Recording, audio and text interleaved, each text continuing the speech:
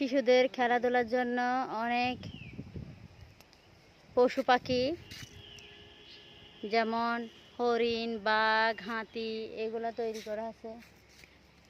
কি অবস্থা, পাহাড়ের উপরে এইভাবে ফিলার দিয়ে, কিন্তু পাহাড়টা ধসে গেলে এই জায়গায় জন্য যে এটা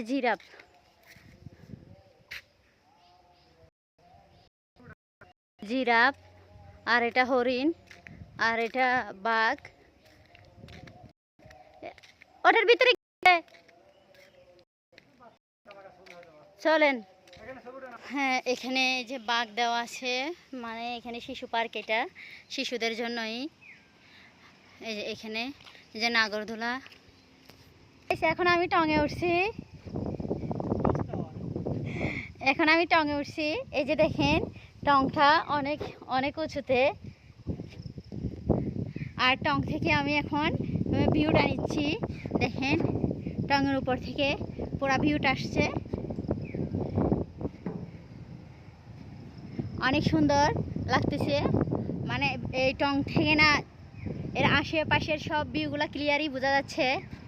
দেখেন এখানে ওই যে রাস্তা দিয়ে, এই রাস্তাটা এত নিচু, কিন্তু ভিডিওতে একটু করে দেখা যাচ্ছে, কিন্তু গাড়ির শব্দ চালানোগুলো বোঝা যাচ্ছে। এই দেখেন পাহাড়ের চূড়ায় ছোট্ট ছোট্ট কালারফুল টিনের ঘর করা আছে। যদি আপনারা একটু সূক্ষ্মভাবে ভিডিওটা দেখেন তাহলে বুঝতেই পারবেন। এখানে ছোট ছোট ঘর করা পাহাড়ের চূড়ায়, একেবারে চূড়ায় দেখেন আপনারা এই যে টিনের ছোট ছোট কালারফুল টিনের, এগুলো অনেক অনেক উঁচুতে, এক একটা পাহাড়ের চূড়ায় এক একটা ঘর। এখানের মানুষের জীবনযাপন এইরকম। বৃষ্টি হলে পাহাড় ধসে পড়বে, সেটা কোনো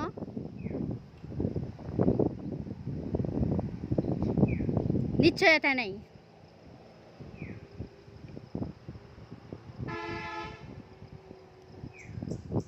এটা হলো শিশু পার্ক, এই পাশটাতে শিশু পার্ক, ওই পাশটাতে বিনোদনের জন্য এমনি। এই যে এখন আমরা এটার ভিতরে ঢুকছি।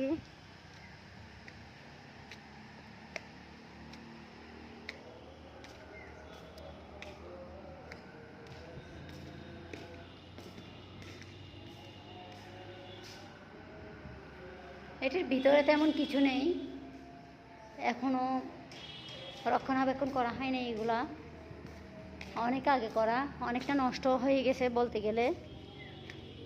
এগুলো যদি রক্ষণাবেক্ষণ করা হতো আসলে অনেক সুন্দর হতো।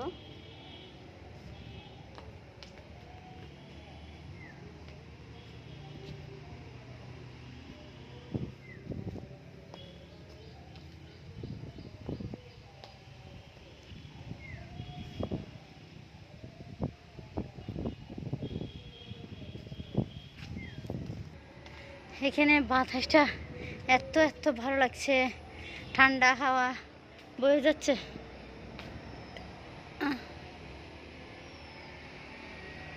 মনে হচ্ছে মেঘটা খুবই হাতের নাগালে। দূর থেকে দেখলে মনে হচ্ছে পাহাড়ের উপরে মেঘগুলো পড়েই আছে, হাত দিয়ে ধরলেই ছোঁয়া যাবে।